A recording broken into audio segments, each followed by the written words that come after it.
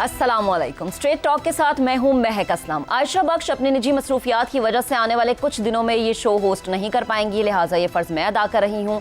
अपने पहले टॉपिक की तरफ बढ़ते हैं। सबसे पहले हम बात करेंगे जी पंजाब असम्बली की सिचुएशन की। पंजाब असम्बली में 26 अरकान असम्बली की नाअहली का रेफरेंस दायर करने पर स्पीकर पंजाब असम्बली मलिक अहमद खान ने कहा है कि गलत बयानी पर वज़ीर आज़म को नाअहल किया जा सकता है तो ऐवान में हंगामा करने वालों को क्यों नहीं। आर्टिकल 62-63 का मुखालिफ हूँ। स्पीकर पंजाब असम्बली ने कहा कि नवाज शरीफ की नाअहली पर पाकिस्तान तहरीक इंसाफ ने स्पीकर के इख्तियार की हिमायत की। असम्बली की कार्रवाई में रुकावट डालना भी हल्फ की खिलाफ वर्जी है। उन्होंने कहा कि पनामा के इस फैसले में आसिफ सईद खोसा ने कहा था कि वजीर आजम के खिलाफ अपोजिशन के 22 अरकान स्पीकर के पास गए थे। आर्टिकल 62-63 जमहूरियत के खिलाफ इस्तेमाल हुए। आर्टिकल 62-63 आमरीत की निशानियां हैं, चाहे तो दोनों आर्टिकल्स को आइन से निकाल कर बाहर फेंक दे। असम्बली को कवायद के मुताबिक चलाना स्पीकर की जिम्मेदारी है। बतौर स्पीकर अपना किरदार पूरी दयानतदारी से निभाने की कोशिश करता हूँ। हंगामा राय पर कुछ अरकान को मुअत्तल किया, कुछ को नोटिस भिजवाए गए। ऐवान के तकद्दुस का ख्याल रखना हर रुकन की अहम जिम्मेदारी है। इसी तरह विफाकी वजीर कानून आजम नज़ीर तारा ने कहा है कि एहतजाज करना अपोजिशन का हक है, लेकिन असम्बली में कुर्सियां मारना, माइक को उखाड़ना एहतजाज नहीं है। इसके लिए कानून को अपना रास्ता बनाना चाहिए। स्पीकर के इख्तियारात लामहदूद है। वो हाउस के सरबराह हैं, उनके पास इख्तियारात वही हैं जो घर के बड़े के पास होते हैं। वजीर कानून ने कहा कि असम्बली के मेंबरान ने हल्फ लिया कि वो आइन के मुताबिक अपने फ़राइज़ और कारहाय मनसबी अंजाम देंगे। अगर आप इस हल्फ की पामाली करते हैं तो स्पीकर के पास इख्तियारात हैं कि वो किसी भी मेंबर को मुअत्तल कर सकें।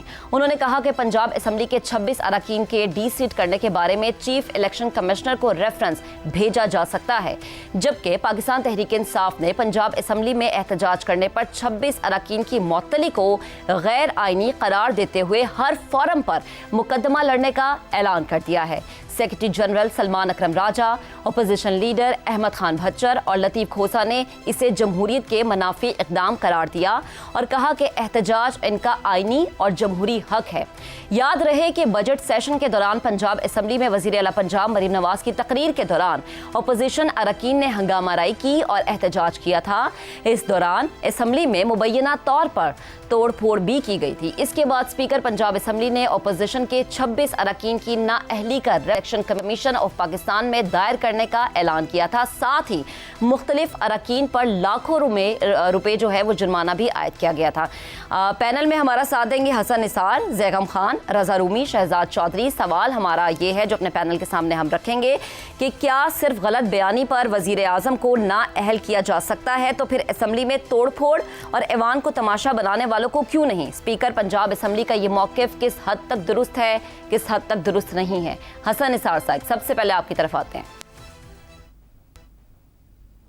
देखें, बुनियादी बात है, अगर नादानिस्ता लाइल्मी बेखबरी की वजह से ऐसा हो, यानी वज़ीर आज़म गलत बयानी करे जानते बूझते, तो वो ज़ाहिर है इस मनसब के लिए उससे ज़्यादा घटिया बंदा ही कोई नहीं।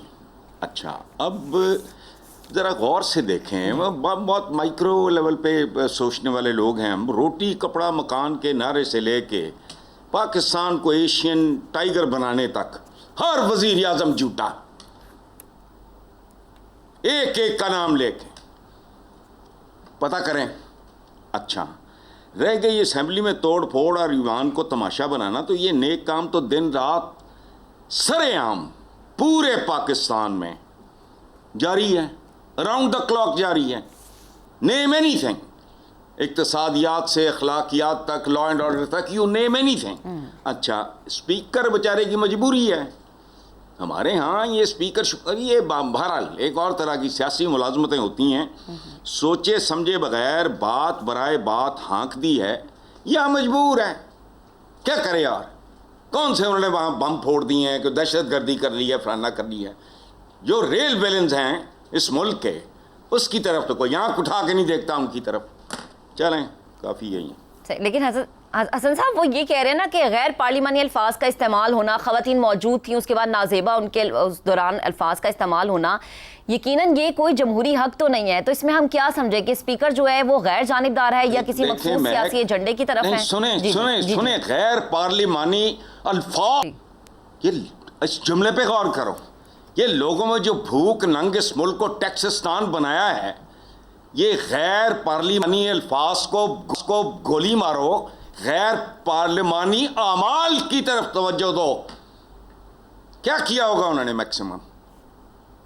پورے ملک میں غیر پارلیمانی، یہ بجٹ پارلیمانی ہے، تجویز ہوتی ہے، یہ بالکل غلط ہے.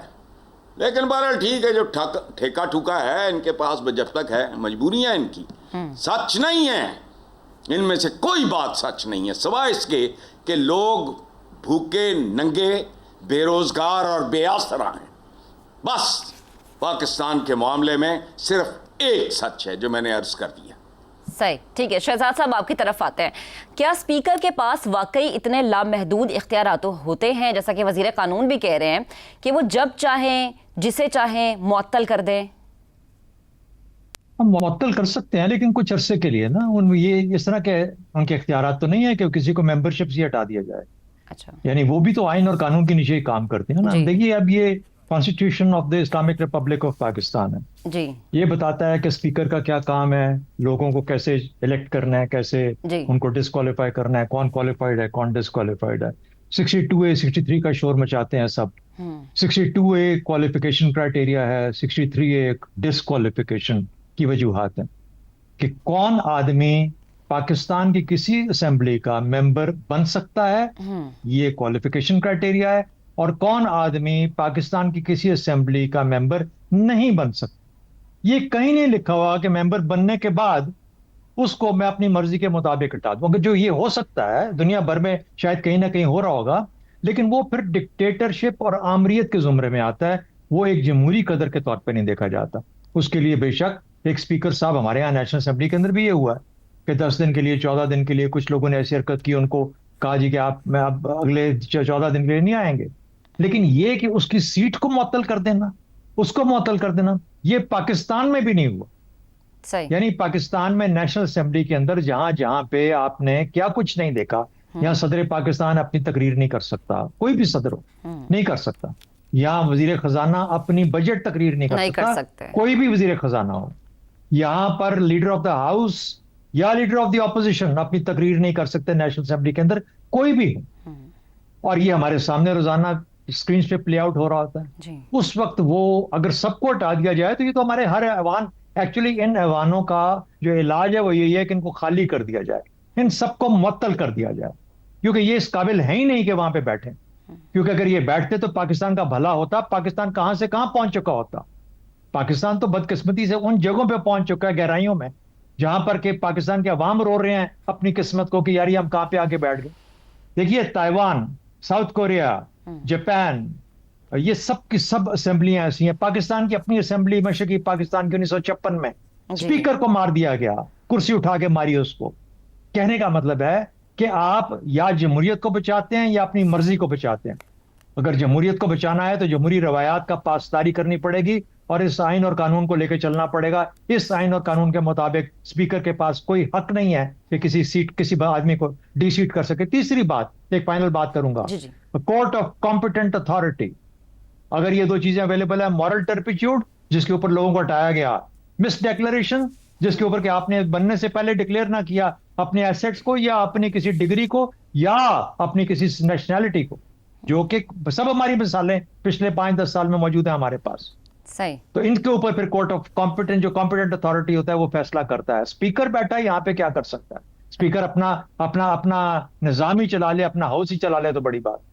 صحیح ٹھیک ہے شہزاد صاحب. لیکن اس میں ایک ضروری بات سمجھنے کی یہ بھی تو ہے، وہ کہہ رہے ہیں کہ میں اگر اسپیکر ہوں تو میرے پاس یہ اختیار ہے کہ میں اس ہاؤس کا جو آرڈر ہے، جو اس کا لا ہے، اس کو مجھے مینٹین رکھنا ہے. جب آپ کرسیاں اٹھاتے ہیں، مائک اکھاڑتے ہیں، نازیب الفاظ کا استعمال کرتے ہیں، جو کہ بقول ان کے اسپیکر صاحب کے وہ کہتے ہیں اپنی ہر دفعہ کی گفتگو میں، جب ایسا ہوتا ہے تو ایسے میں پھر کیا کرے اسپیکر؟ سرجنٹ ایٹ آرمز ہوتا ہے، اس سے کنٹرول کرتا ہے. وہ کسی ممبر کو کنٹرول کر سکتے ہیں، فزیکلی کنٹرول کر سکتے ہیں، ہال سے باہر لے جا سکتے ہیں جو اسی طریقے سے بہیو کر رہا ہو. لیکن یہ نہیں کہہ سکتے کہ تم ممبر نہیں ہو. دیکھیے یا عوام کی رائے ہے، اس کی کوئی تقدس ہے عوام کی رائے کا. ہم تو یہی کہتے ہیں نا کہ عوام کی رائے سب سے سپریم ہے. اللہ کا نائب بنا کے بھیجا انسان کو یہاں پہ، تو اللہ کا نائب ہے تو اس کی بات ماننی تو پڑے گی نا. یہ کہاں سے ہوا کہ آپ نے اٹھا کے اپنی مرضی؟ دیکھیے اردوان نے کیا کیا، اردوان کو پسند نہیں تھا استنبول کا میئر جو اس کے خلاف صدر کے لیے الیکشن لڑنے کے لیے تیار ہو رہا تھا جی، اس کو اٹھا کے جیل میں ڈال دیا کسی چیز کے اوپر، کوئی ایسی اس کے اوپر لگا کے دی. تو وہ آٹوکریسی ہوتی ہے، اتھارٹیرینزم ہوتی ہے، ڈکٹیٹرشپ ہوتی ہے، آمریت ہوتی ہے، کوئی جمہوریت نہیں ہوتی. فیصلہ کر لیں کہ جمہوریت ہے یا نہیں ہے. اگر نہیں ہے تو ملک احمد خان صاحب آپ نے عوام رائے کی بات کی، لیکن اسپیکر نے یہ بھی کہا ہے کہ میں پنجاب کی عوام کو ریپرزینٹ بھی کرتا ہوں. زیغم صاحب آپ کی طرف آتی ہوں. 26 اراکین وہ تھوڑی اکیلے کرتے ہیں، وہ اکیلے نہیں کرتے. چلے وہ اکیلے کیسے کر سکتے ہیں؟ He is just one man. Yes, he is nobody to represent everybody in Punjab. چلیں سب کے سب وہ جو ممبران بیٹھے ہیں وہ سب ریپرزینٹ کرتے ہیں. ٹھیک ہے. زیغم صاحب کیا 26 اراکین اسمبلی کی نااہلی جو ہے اس کو ہم حکومت کی انتقامی سیاست سمجھے یا پھر آئینی کارروائی؟ دیکھیں، میں اگر جھوٹ بولنے پر سیاست دانوں کی نااہلی ہونے لگے تو ساری دنیا کی ساری حکومتیں گر جائیں گی، ایک بھی نہیں بچے گا. یہ جو ضیاء الحق کی بدروح پاکستان میں گھوم رہی ہے، آرٹیکل 62 اور 63 جو ضیاء الحق لایا تھا کبھی استعمال نہیں ہوا تھا، اور سب سے پہلے میاں نواز شریف اور ان کی حکومتوں کے خلاف استعمال ہوا، اور آج یہ کہہ رہی ہیں سب سے معتبر حوالہ ہے.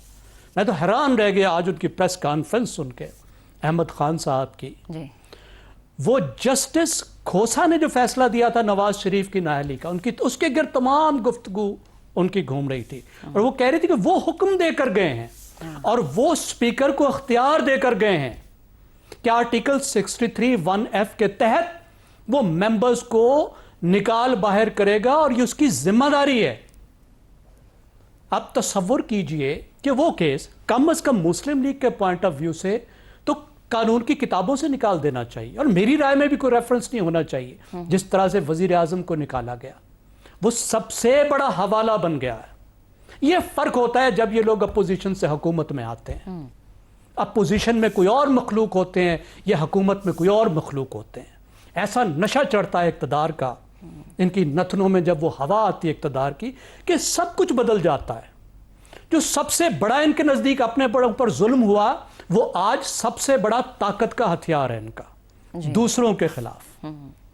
اب دیکھیے وہ خود فرما رہے تھے، وہ کہہ رہے تھے 22 سال سے میں کوئی بجٹ سپیچ نہیں سن سکا کیونکہ اتنا شور ہوتا ہے. جی، it is such a routine matter in Pakistan's parliamentary practice parliament کہ صدر کی تقریر ہو یا بجٹ ہو، یا تو سب مل کے فیصلہ کریں. یہ تو نہیں ہے نا کہ آپ حکومت میں جب آئیں تو پھر وہ ختم ہو جائے. آپ اپوزیشن میں تھے تو جائز تھے. کیا آپ نے شوکت ترین کی تقریر سنی تھی؟ یہ کچھ نہیں کیا تھا. اس سے پیچھے چلے جائیں، صدر لغاری کے اوپر تہمینہ دولتانہ نے کپڑا نہیں پھینکا تھا جب وہ صدر تقریر کر رہے تھے. کیا پرویز مشرف کی تقریر میں سب نے گو ڈکٹیٹر گو کے نعرے نہیں لگائے تھے اور وہ روٹ کے گیا تھا اور پھر اس نے آئندہ صدارتی تقریر بھی نہیں کی تھی؟ کیا اس نے ممبرز کو نکال باہر کیا تھا؟ تو یہ ایک ریکارڈ قائم کرنا چاہ رہے ہیں ممبرز کو نکالنے کی. اس طرح تو پٹواریوں کو کوئی نہیں نکال سکتا. اب تصور کیجئے 26 حلقوں کے نمائندے کتنے لوگوں کو ریپرزینٹ کرتے ہیں. جی، یہ سمجھتے ہیں کہ یہ اوقات ہے عوام کی حق کے نمائندگی کی. کروڑوں لوگوں کے ریپرزینٹ کرنے کی یہ ویلیو ہے کہ سپیکر صاحب کے سینگوں میں جو آئے گا تو عوام کے منتخب نمائندوں کو اٹھا پھینکیں گے کہ تم کا بیہیویئر اچھا نہیں تھا. دنیا میں کہیں کسی جمہوریت میں نہیں ہوتا. ڈسپلن کرنے کا اختیار ہے سپیکر کے پاس. سب سے عام اختیار وہ ہوتا ہے جو وہ استعمال کر چکے ہیں، وہ ہوتا ہے شارٹ سسپینشن. کیا آپ کہتے ہیں اتنے دن آپ نہیں آئیں گے؟ اب سپیکر صاحب نے کہا 15 دن آپ نہیں آئیں گے. جب 15 دن وہ نہیں آ سکتا تو آپ کر لیں بجٹ تقریر. آپ نے ویسے اٹھا کے باہر پھینک دیا. آپ نے کہا کہ 15 دن نہیں آئیں گے تو اس کا مطلب ہے سیکیورٹی ان کو ان 15 دنوں میں اندر نہیں داخل ہونے دے گی. تو اس کے بعد آپ لاس آف پریولیج کر سکتے ہیں، آپ ان کا بولنے کا حق چھین سکتے ہیں، آپ ان کو کمیٹیوں سے نکال سکتے ہیں. ریموو کرنے کا اختیار کہ کسی کو، کسی بھی ممبر کو جو راؤڈی ہو، سیکیورٹی کو اشارہ کر کے سیکیورٹی کے ذریعے، یہ بہت بڑا اختیار ہے اسپیکر کا، اس کو وہ باہر کر سکتا ہے. اس کے بعد آپ کر لیں بجٹ سپیچ. لیکن یہ کہنا کہ ڈسکوالیفائی کر دیں گے اور میرا اختیار ہے، اور اختیار اس وجہ سے ہے کہ جسٹس کھوسا نے یہ فیصلہ لکھا ہے اور اس نے یہ اختیار دیا ہے مجھے. I mean, this is mind boggling کہ یہ جمہوریت کے ساتھ کیا کرنا چاہ رہے ہیں. اپنے ایوان کے ساتھ، اپنی حق کی حاکمیت کے ساتھ. یہ جس لو پہ لے کر جائیں گے اگلی حکومت اس لو سے نیچے جائے گی. یہ اب روٹین بن گئی ہے جی. اور جب یہ اپوزیشن میں جائیں گے تو پھر معاملہ اس سے بھی نیچے ہوگا. صحیح, ٹھیک ہے. پوری اپوزیشن کو بیک جنبش قلم جو ہے وہ باہر کیا جائے گا. ٹھیک ہے سیگم صاحب, آپ کا کامنٹ آ گیا.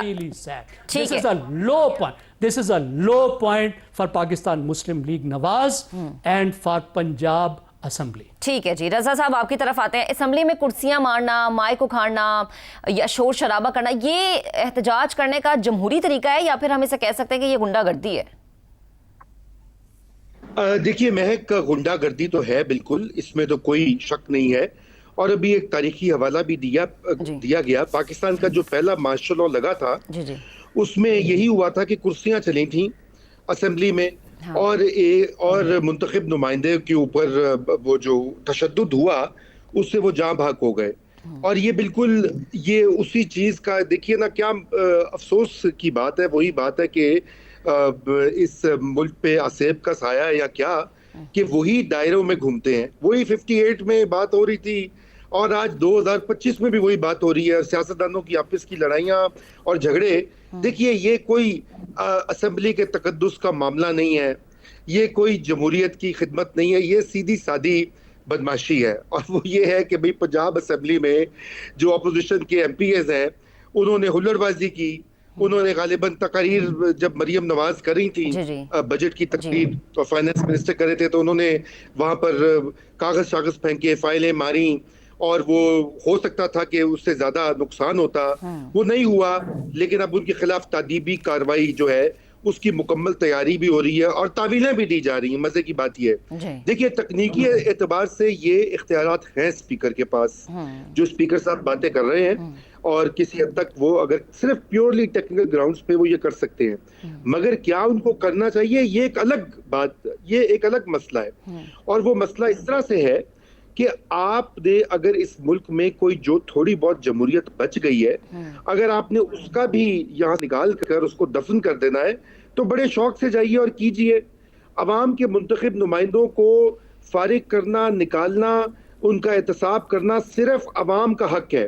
نہ یہ حق اسپیکر کے پاس ہونا چاہیے اور نہ ہو سکتا ہے, نہ یہ عدلیہ کے پاس ہونا چاہیے. غیر منتخب عدلیہ کے نمائندوں نے اس ملک میں کافی کچھ کیا ہے. یہ یوسف رضا گیلانی کا معاملہ ہو, نواز شریف کا معاملہ ہو, جہاں پر یہ اس طرح کی نیرو ٹیکنیکل تشریحات کر کے ملک کے وزراء اعظم کو 1 منٹ میں فارغ کر دیا گیا, اور اس کے بعد کسی قسم کا کوئی احتساب نہیں ہوا ان لوگوں کا جنہوں نے اس طرح کے غیر جمہوری اور غیر آئینی کام کیے. اب یہی چیز اگر اسپیکر صاحب پنجاب کے یہ کرنا چاہ رہے ہیں تو ان کو یاد رکھنا چاہیے کہ جیسے ابھی زیغم خان صاحب کہہ رہے تھے کہ یہ پھر سلسلہ رکے گا نہیں.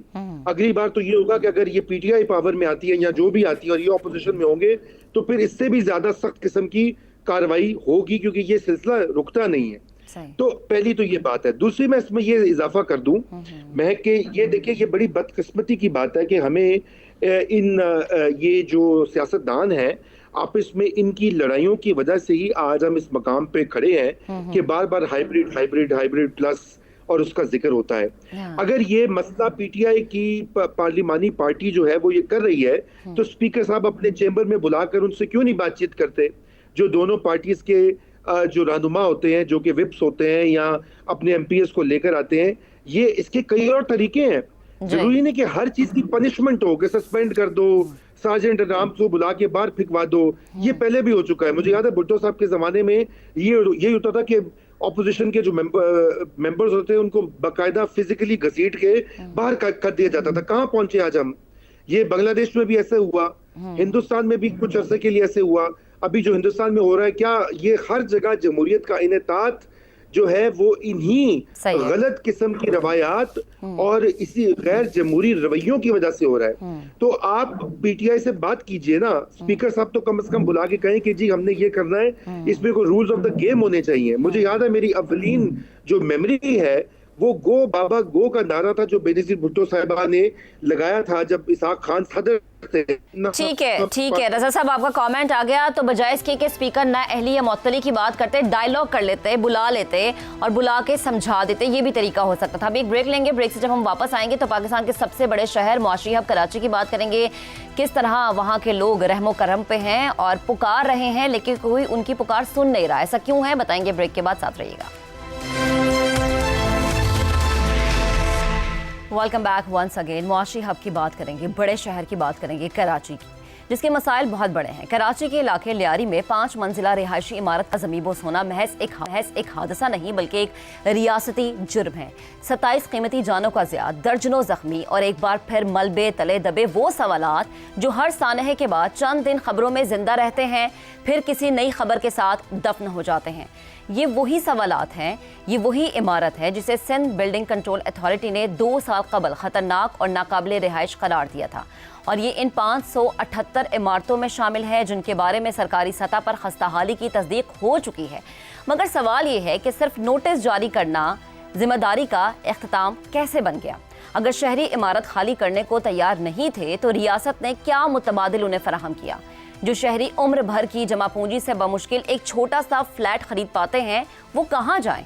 کیا خالی کرانے کے لیے صرف نوٹس کافی تھے یا متبادل رہائش، قانونی عمل درآمد اور ریگولیٹری نگرانی بھی کسی کی ذمہ داری تھی؟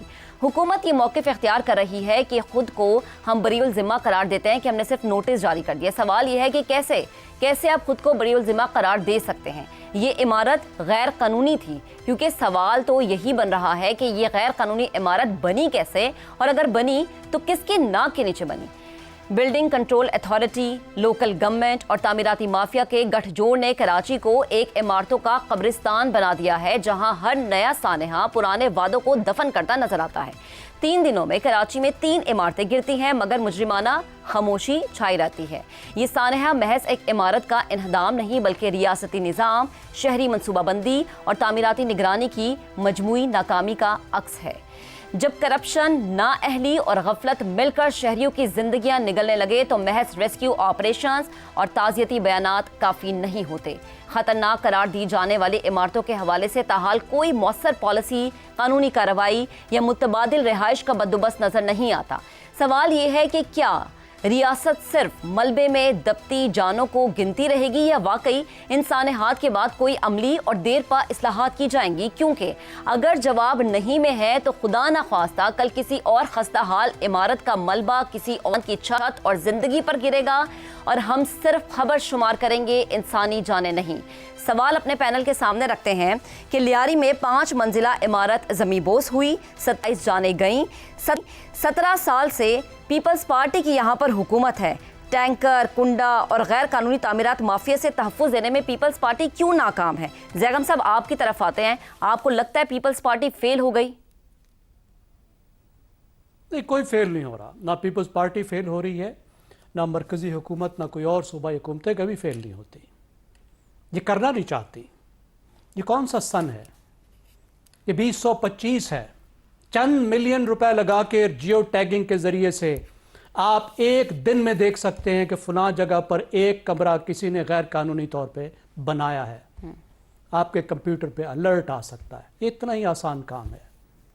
اور حالت کیا ہے کہ اسلام آباد میں اسلام آباد سے دگنا بڑا غیر قانونی شہر بن چکا ہے. بڑی بڑی عمارتیں اسلام آباد میں بن چکی ہیں اور کراچی کی تو دنیا ہی اور ہے نا. تو جس کام کو اتنی آسانی سے ختم کر سکتے ہیں کیوں نہیں کرنا چاہتے؟ اس لیے کہ بے شمار لوگوں کا روزگار جائے گا.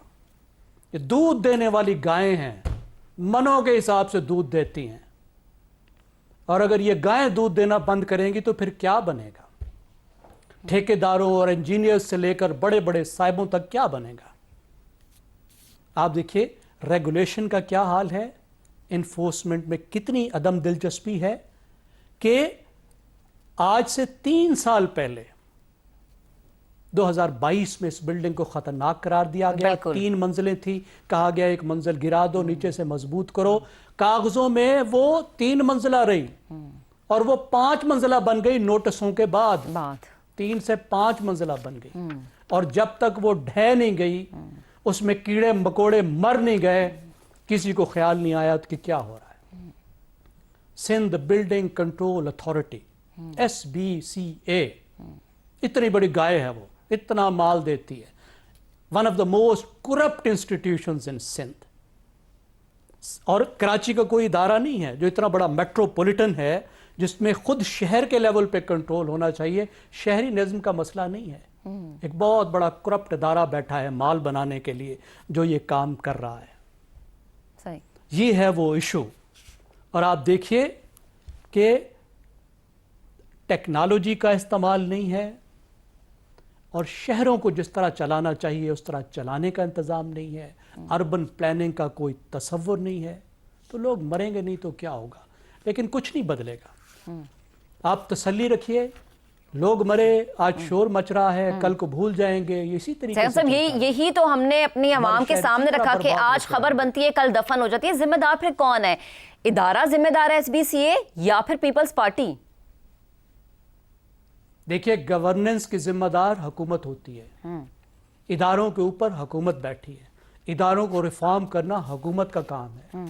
अगर सिंध में ऐसा जंगल का राज हो गया है कि रहीम यार खान क्रॉस करते ही आपको जान की अमान लेनी पड़ती है, आपको पता नहीं होता कि आप खैर से आगे जाएंगे या आपको डाकू उठा ले जाएंगे। अगर सिंध के लोगों को सिंध के इतने जिलों में रात को घर जाने की हिम्मत नहीं होती और पुलिस के एस्कॉर्ट के बगैर रात को घर नहीं जा सकते, तो कौन जिम्मेदार है? लॉ एंड ऑर्डर को, इन्फोर्समेंट को हमारी सूबाई हुकूमतें, खास तौर पे सिंध की हुकूमत सीरियस लेने को तैयार नहीं है, क्योंकि माफियाज का मसला है। ये आज की बात नहीं है, पिछले 17 सालों से यही कहानी हम देख रहे हैं कि पूरे सिंध में चलती आ रही है। हसन साहब, आपकी तरफ आते हैं। सिंध हुकूमत का मौक़िफ़ है कि हमने नोटिस जारी कर दिया, क्या सिर्फ नोटिस जारी करना ही गवर्नमेंट का काम है? जो मैंने बहुत एंजॉय किया है जब आपने पिछले 17 साल कहा है, ये तो 77 साल का रोना है। आपने कहा पिछले 17 साल। मैं पहले सिर्फ कराची की बात कर रही हूं। नहीं, आई अंडरस्टैंड कि नहीं, उसके अलावा आप बात कर भी कह सकती हैं। ये 77 साल का रोना है। अच्छा, अब आते हैं आपके सवाल की तरफ जी। देखें, पाकिस्तान का सियासतदान, उसको अपनी ज़ाती इन सब लोगों को तामीर और तरक्की और फलाह व बहबूद के अलावा किसी शय से दिलचस्पी नहीं। हम वो लोग हैं जो ढीठों में, अपनी बात कर रहा हूँ, किसी और की नहीं, कतन नहीं, मैं अपनी बात कर रहा हूँ, किसी भी शक्ल में जमहूरियत नहीं, चूँकि इस मुल्क में जमहूर है ही नहीं। ये लफ्ज़ निकला है जमहूर से, जमहूर कहते हैं आवाम को, आवाम नहीं है यहाँ रियाया होती है। बहरहाल, इस मुल्क में सियासत ही असल तिजारत है और सनत भी, प्रायोरिटीज़ की बात है ना। बाकी सब मफलूज और माजूर सियासतदान डॉलर्स में खरपति हैं, हम सब जानते हैं। पाकिस्तान खरबों का मकरूज है, इस्लामी जमहूरिया है और सूद का कारोबार करता है। अवाम, अनाज, इल्म, इलाज, 3 चीज़ें बुनियादी मुकम्मल तौर पे महरूम हैं। सरे महलाबाद हैं आपके, वो जो क्या एवन फील्ड वगैरह, ये वो सारा, और खुदा का वास्ता, हमें तो अपने बुनियादी लफ्ज़ों की तमीज़ नहीं। जमहूरियत, अवाम नहीं, ये रियाया है। अवाम ने और रियाया में फ़र्क होता है। सो हमारी वोकैबलरी भी जैसी है वैसी है ना। बस मैंने आपका जवाब दे दिया कि वो क्या उन्होंने करना कराना है, सवाए इसके एक बने बनाए शहर को बेनज़ीराबाद, उन्हीं बेनज़ीर रोड, जुल्फ़कार अली भुट्टो रोड, बस ये क्या है? या नाम है या दाम है। सही, पंजाब में भी यही कुछ है, काम कोई नहीं है बस। ठीक है, हसन निसार साहब मौक़िफ़ आ गया। अभी ब्रेक लेते हैं, ब्रेक के बाद दोबारा हाजिर होंगे, साथ रहिएगा। Welcome back once again. Lyari में गिरने वाली इमारत के हवाले से हम बात करें। शहजाद साहब, आपकी तरफ आती हूँ। हमें याद है स्वात सानहे पर पीपल्स पार्टी ने वज़ीर आला खैबर पख्तूनख्वा के खिलाफ कार्रवाई का मुतालबा किया था। अब उसी जगह पर खुद पीपल्स पार्टी खड़ी है। आपको लगता है पीपल्स पार्टी तमाम तर सवालात के जवाबात देने के लिए तैयार है, या सोच आज भी वही है कि एहतसाब सिर्फ दूसरों का होगा, हम बच जाएंगे? महक, आपको लगता है कि पाकिस्तान में कोई भी किसी भी चीज का जवाब देने के लिए तैयार है? नहीं, कोई भी किसी भी चीज और अपने गुनाह के लिए कोई अकाउंटेबिलिटी या एहतसाब के लिए तैयार है? कोई किसी को भी किसी जुर्म की जो इस किस्म के सरजद होते हैं उसके लिए सजा देने के लिए तैयार है, कि कोई अदालत तैयार है जो किसी को कटहरे में लाके पूछेगी कि ऐसा क्यों हुआ। 3 चीजें याद रखें, पिछले सिर्फ ये 2-3 हफ्ते की बात है कि एनडीएमए, पीडीएमए और फिर उसकी झेली जो तंजीमें हैं उसके होते हुए 19 लोग दरियाए सवात में देखते देखते लोगों के, दुनिया के देखते देखते गर्क हो गए। ये एनडीएमए पीडीएमए का काम था। उसके बाद 22 बच्चे पाकपतन के अंदर पंजाब हेल्थ क्या कहते हैं उसको, केयर ऑर्गेनाइजेशन, ये 2010 में बनाई गई थी। और उसके बाद पंजाब का हेल्थ का जो निज़ाम है वो आपको पता है गालिबन तमाम सूबों से बेहतर है। 22 बच्चे पलक झपकते में चले गए। हम गजा के बच्चों पे तकरीरें हमसे करवा लें, हम क्या क्या कमाल तकरीरें करेंगे गजा के बच्चों के बारे में, लेकिन अपने जो बच्चे हैं उनके बारे में बात नहीं करेंगे। आ जाइए अब आपका सिंध का जो मसला है, ये कोई नया मसला तो नहीं है। मंजूर काका एक शख्स हुआ करते थे जिनको कराची बिल्डिंग कंट्रोल अथॉरिटी का चीफ बनाया गया था, लेकिन ये साथ ही साथ एक फ्रंटमैन भी थे। बिल्कुल, यानी ये बेचारे चीफ भी थे और फ्रंटमैन भी थे। कोई कहते हैं कराची का कोई बिल्डिंग अथॉरिटी का काम नहीं हो सकता था जब तक कि इनके थ्रू काम नहीं करवाया जा सकता था। जाहिर है चीफ थे, उन्होंने तो कुछ करना ही था। अब ये कहां से कहानी चली है, कितनी इमारतें हैं, कितनी मखदूश हैं, कितनी मरने वाली हैं, कितने गरीब लोग हैं जिनको पास ये कैपेसिटी नहीं है कि वो कोई अपना घर बना सकें, कितने गरीब हैं जो किराए पर रहते हैं, कितने गरीब हैं जो लोगों को मांगे तांगे के ऊपर गुजारा करके रह रहे हैं इन गिरते हुए मखदूश हालात के अंदर जो इमारतें हैं उनके अंदर। तो ये तो पाकिस्तान का, कराची का, हम सब का मुकद्दर है। जो बचे हुए हैं वो अल्लाह का शुक्र अदा करें, वरना मुझे वाकई में कोई समझ नहीं आती कि पाकिस्तान का सिरा कहाँ से शुरू होता है और कहाँ पे जाके हल होगा, क्योंकि इतना उलझ चुका है, इतना ये गैर डिसऑर्गेनाइज्ड है, इतना ये पुअरली गवर्न्ड। यानी कहां से शुरू करें? वजीर आजम पाकिस्तान, वजीर आला सूबा, वुजरा, मेयर, कराची का मेयर रोजाना टीवी पे होते हैं। सवाल का जवाब पूछ के देख ले उनसे, है उनके पास जवाब, वो बताएंगे आपको ये तो उसके जमाने में, जियाउल हक के जमाने में यूं हुआ था और मुशर्रफ के जमाने में यूं हुआ था। अपने वक्त की बात नहीं करेंगे, नहीं करते। और शहजाद साहब, जिस दिन ये बिल्डिंग गिरी, हमें याद है कि मेयर कराची 4 घंटे तक तो गायब थे, आते हैं फिर फोटोशूट कराते हैं और चले जाते हैं। रजा साहब आपकी तरफ नस्ला टावर, महक नस्ला टावर अभी कुछ अरसा पहले गिरा जी, उसमें कितने लोग गए? यानी कोई ना कोई तो कहीं ना कहीं पे तो जवाबदेह होना चाहिए। लेकिन कोई जवाब नहीं देता, आवाम सिर्फ पूछती और तड़पती रहती है। रजा साहब आपकी तरफ आते हैं, 2017 से 2025 तक कराची में जो इमारतें गिरती हैं उस पे एसबीसीए कोई कार्रवाई, कोई अमली तौर पे हमें काम नजर नहीं आता। एसबीसीए की जानिब से बयानात होते हैं, नोटिस होते हैं, काम करने की उनमें सलाहियत नहीं है या फिर नीयत नहीं है? बहुत शुक्रिया महक। देखिए, नीयत भी नहीं है, सलाहियत भी नहीं है। आपकी सवाल का मुख्तसर जवाब। लेकिन ये मामला जो है ये दरअसल एक इदारे या एक जिसे कहना चाहिए सूबे या शहर का नहीं है। जब गवर्नेंस या हुक्मरानी का फेलियर होता है, उसकी एब्सेंस होती है, यानी कि रूल ऑफ लॉ में या इदारों की जो कानूनी और इन्फोर्समेंट का जो उनका काम होता है, लॉ इन्फोर्समेंट का, तो फिर माफियाज उभर कर वो ये इंतजामो इंसराम संभाल लेते हैं। कराची तो दरअसल माफियाज के हवाले हो चुका है। बिल्डिंग कंट्रोल हो, कुंडे हो, बिजली के पानी हो, ट्रैश कलेक्शन हो, पब्लिक ट्रांसपोर्ट हो। अलगरज के पाकिस्तान का सबसे बड़ा शहर जो दुनिया के बड़े तरीन शहरों में जिसका शुमार होता है टॉप 10 आबादी के लिहाज से वो आता है, आप कोई भी आदादो शुमार देख लीजिए, उसको हमारे मुल्क के हुक्मरान तबके ने और पाकिस्तान पीपल्स पार्टी ने बहुत बाआसानी माफियाज के हवाले किया रखा। ठीक है, उसकी एक तल्ख तारीख है, सारा कसूर भी पीपीपी का नहीं है। वहां पर जिस पार्टी को जन्म दिया वो पीपीपी ने नहीं दिया था, वो वहां पर एस्टेब्लिशमेंट ने दिया था। सीधी ये तारीख भी याद करनी जरूरी है। लेकिन अब पाकिस्तान पीपल्स पार्टी के पास 15-16 साल हो चुके हैं कि उनके हाथ में सिंध की हुक्मरानी है। इसलिए वो ये चाहें तो कराची की जो म्युनिसिपल गवर्नेंस है और वहां पे जो सिटी गवर्नमेंट का देरीना मुतालबा है, आज भी वही मुतालबा है कि एक शहरी हुकूमत हो जिसके पास तमाम इख्तियारात हो।